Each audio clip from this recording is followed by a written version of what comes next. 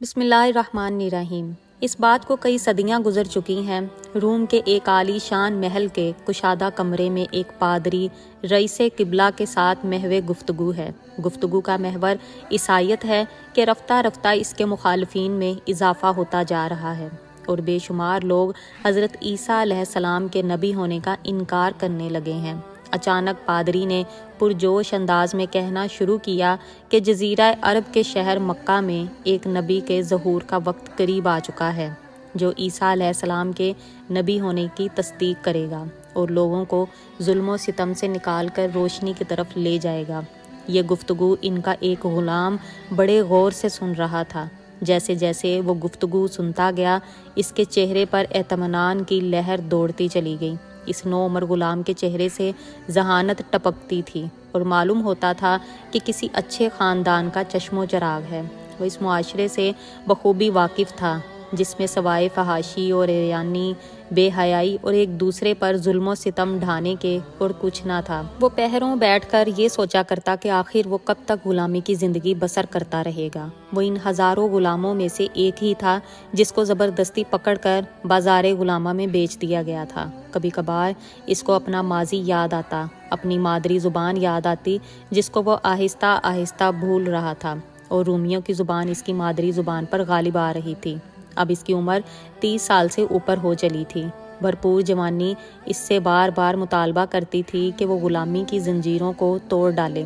اگر وہ ایک بڑے باپ کا بیٹا تھا جو کبھی ایک بستی پر حکمران تھا، وہ اس دن کو کبھی نہیں بھول سکا تھا کہ جب وہ اپنی والدہ کے ہمراہ سیر و تفریح کے لیے دریائے فرات کے کنارے کسی بستی میں ٹھہرا ہوا تھا اور اس کا والد ایران کے بادشاہ کسریٰ کی جانب سے عراق کی ایک بستی کا گورنر تھا اور خالص عربی نسل کا تھا۔ اس کی والدہ بھی عرب کے مشہور قبیلے بنی تمیم سے تعلق رکھتی تھی۔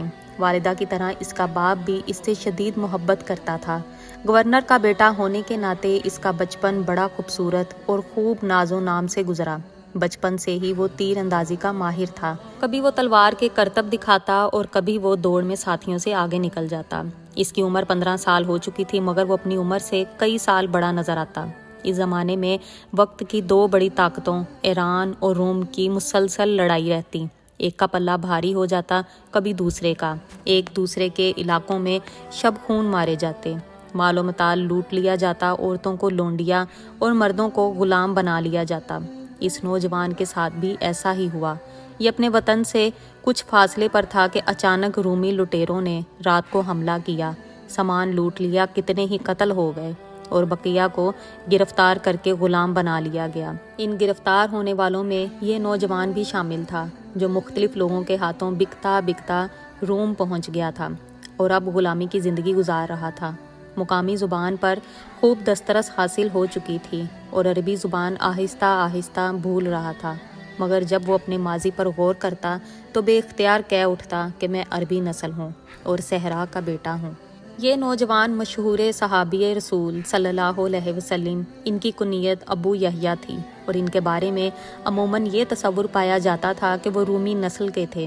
جب پادری سے اللہ تعالیٰ کے رسول کی آمد کی بشارت سنی تو مکہ کی طرف بھاگنے کا منصوبہ بنایا۔ چنانچہ ایک لمبی جدوجہد کے بعد وہ مکہ پہنچ گئے۔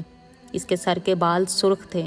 رومی زبان بھی عربی زبان پر غالب آ چکی تھی، لہٰذا مکہ والوں نے ان کا نام شعیب رومی رکھ دیا۔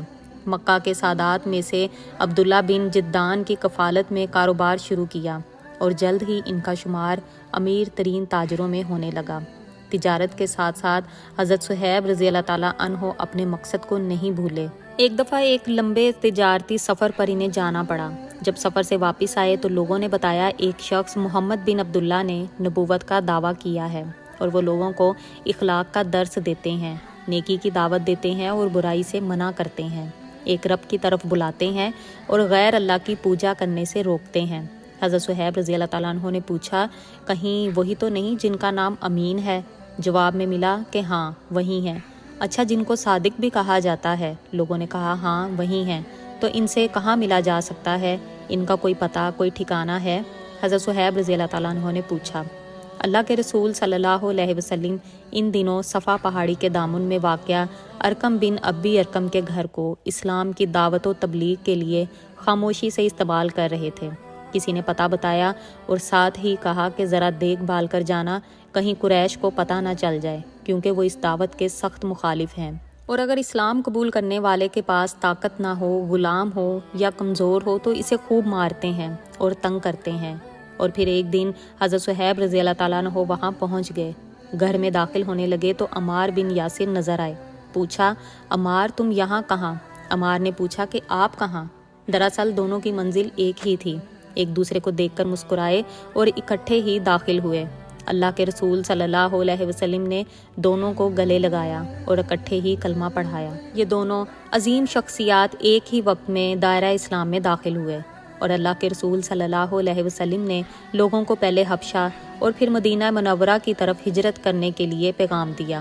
رفتہ رفتہ جیسے جیسے حالات اجازت دیتے، ایک ایک کر کے مکہ سے ہجرت کرتے گئے۔ حضرت صہیب رضی اللہ تعالیٰ عنہ کی دلی خواہش تھی کہ وہ اللہ کے رسول صلی اللہ علیہ وسلم کے ساتھ ہجرت کریں، مگر اللہ تعالیٰ کو ابھی ان کے ایمان کا مزید امتحان مقصود تھا۔ اللہ کے رسول صلی اللہ علیہ وسلم اور حضرت ابو بکر صدیق رضی اللہ تعالیٰ عنہ جب ہجرت کر کے مدینہ تشریف لے گئے تو باقی مسلمانوں پر عرصہ حیات مزید تنگ ہو گیا۔ ان میں صہیب رضی اللہ تعالیٰ عنہ سر فہرست تھے۔ وہ یہ مالدار تو تھے مگر ان کا کوئی قبیلہ نہیں تھا۔ مشرکین نے ان پر پہرے دار مقرر کر دیے کہ یہ ہجرت نہ کر پائیں۔ ادھر انہوں نے جو مال کمایا تھا اس کو سونے چاندی کی صورت میں جمع کر کے گھر کے کونے میں دفن کر دیا، اور پھر ایک سرد رات کو تیر کمان سنبھالی، تلوار گلے میں لٹکائی، پہرے داروں کو چکما دیا اور مدینے کی راہ پر چل دیے۔ پہرے داروں کو جب تک کہ احساس ہوا کہ صہیب رضی اللہ تعالیٰ عنہ موجود نہیں ہے، اتنے میں صبح نمودار ہو چکی تھی۔ چنانچہ انہوں نے صہیب رضی اللہ تعالیٰ عنہ کو گھیرے میں لے لیا۔ وہ کوشش کر کے ایک ٹیلے پر چڑھ گئے اور اپنے کمان میں سے تیر چڑھا کر قریش کو للکارا۔ اللہ کی قسم، تم لوگوں کو خوب معلوم ہے کہ میں تم سب سے زیادہ ماہر تیر انداز ہوں اور میرا نشانہ بڑا زبردست ہے۔ اللہ کی قسم، تم میری طرف بڑھنے کی غلطی کرو گے تو میں اپنے ایک ایک تیر سے تمہارے ایک ایک آدمی کو موت کے گھاٹ اتار دوں گا، کیونکہ تم سب میرے تیروں کی زد میں ہو۔ پھر جو بچ گئے ان کا اپنی تلوار سے مقابلہ کروں گا۔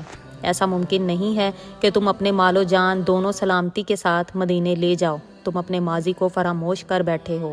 تم تو مکہ میں فقیر اور مفلس بن کر آئے تھے، یہاں تم نے بہت کچھ کمایا، کاروبار کیا اور مالدار بن گئے۔ حضرت صہیب رضی اللہ تعالیٰ عنہ نے ان کی گفتگو سنی اور پوچھا کہ اگر میں تمہیں اپنا سارا مال دے دوں تو میرا راستہ چھوڑ دو گے؟ انہوں نے کہا ہاں۔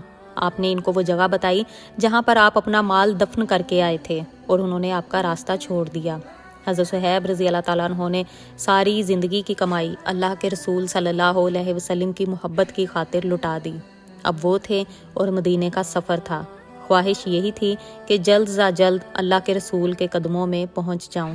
سفر میں تھکاوٹ محسوس ہوتی تو اللہ کے رسول صلی اللہ علیہ وسلم کی محبت دل میں تازہ کر لیتے اور تازہ دم ہو کر پھر چل پڑتے۔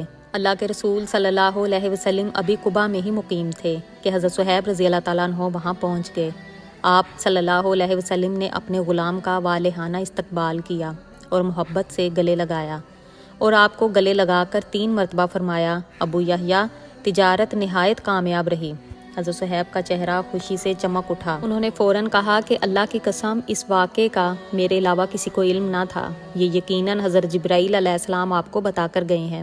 اللہ رب العزت کو اپنے بندے پر پیار آ گیا اور جبرائیل امین آسمان سے وحی لے کر آ گئے۔ اور بعض لوگ ایسے بھی ہیں کہ اللہ تعالیٰ کی رضامندی کی طلب میں اپنی جان تک بیچ ڈالتے ہیں، اور اللہ تبارک و تعالیٰ اپنے بندوں پر بڑی شفقت کرنے والا ہے۔ حضرت صہیب رضی اللہ تعالیٰ عنہ کو صحابہ کرام میں بہت ہی اعلیٰ مقام اور مرتبہ حاصل تھا۔ اللہ تعالیٰ کے رسول صلی اللہ علیہ وسلم بھی ان سے خوب محبت فرماتے۔ بعض اوقات ہنسی مذاق کی نوبت بھی آ جاتی، لیکن یہ ایک اسلامی معاشرے کا لطیف مزہ ہوتا۔ ایک مرتبہ حضرت صہیب رضی اللہ تعالیٰ عنہ کی آنکھ دکھ رہی تھی، آنکھ میں درد اور سامنے تازہ کھجوروں کا خوشہ، وہ چن چن کر کھا رہے تھے۔ اللہ کے رسول صلی اللہ علیہ وسلم نے مختصر نگاہوں سے دیکھا اور پھر مسکراتے ہوئے فرمایا کہ صہیب، تمہیں تو آشوب چشم ہے، اس کے باوجود کھجوریں کھا رہے ہو۔ تو فوراً عرض کیا، میں بیمار آنکھ کی طرف سے نہیں بلکہ دوسری آنکھ کی طرف سے کھا رہا ہوں۔ حضرت صہیب رضی اللہ تعالیٰ عنہ بڑے دلیر تھے، محبت رسول صلی اللہ علیہ وسلم سے سرشار تھے۔ اور اپنی زندگی کے بارے میں خود فرماتے تھے کہ اللہ کے رسول صلی اللہ علیہ وسلم جس میدان جنگ میں بھی تشریف لے گئے میں آپ کے ہمراہ ہوتا، جب کبھی آپ نے کسی سے بیعت لی میں وہاں حاضر ہوتا، کوئی بھی فوجی دستہ راستے میں آتا میں ان کے ساتھ جاتا، آپ کسی بھی غزوے میں شریک ہوتے میں ہمیشہ آپ کے دائیں بائیں ہوتا، مسلمانوں کو کہیں سے کوئی خوف و خطرہ محسوس ہوتا تو میں ہمیشہ اس کو ٹالنے میں سبقت کرتا، کبھی ایسا نہیں ہوا کہ دشمن کو اللہ کے رسول صلی اللہ علیہ وسلم کے قریب بھٹکنے دیا ہو۔ حضرت صہیب رضی اللہ تعالیٰ عنہ اتنے سخی تھے کہ جو مال بھی ملتا اسے مستحقین میں تقسیم فرما دیتے، دسترخوان نہایت ہی وسیع تھا، مسکین، یتیم، قیدی، مسافر بھی شریک طعام ہوتے، وہ نبی کریم صلی اللہ علیہ وسلم کے اس فرمان پر عمل پیرا رکھتے جس میں آپ نے فرمایا کہ اے لوگوں آپس میں خوب سلام پھیلایا کرو اور کثرت سے کھانا کھلایا کرو۔ آپ رضی اللہ تعالیٰ عنہ کا انتقال مدینہ منورہ میں 38 ہجری میں ہوا۔ اللہ تعالیٰ ہمیں قلب سلیم عطا فرمائے اور قرآن اور حدیث پر عمل کرنے کی توفیق عطا فرمائے، آمین، اللہم آمین۔